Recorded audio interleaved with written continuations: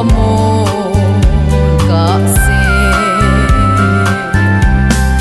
bagai lung si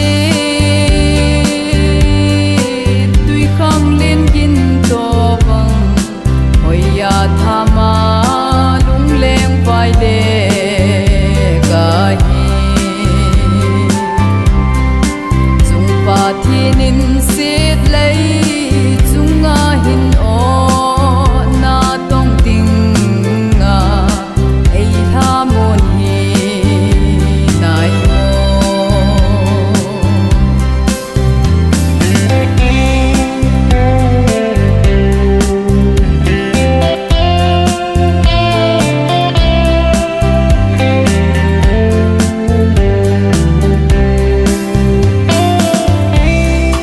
kipa in ka lung pe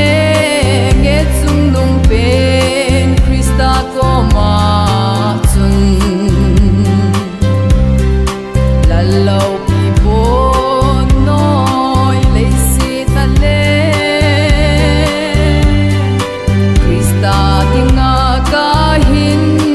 khu hi gen thei thu dia ka phal le lo va ke lung ki si ding ka hi bagai lung si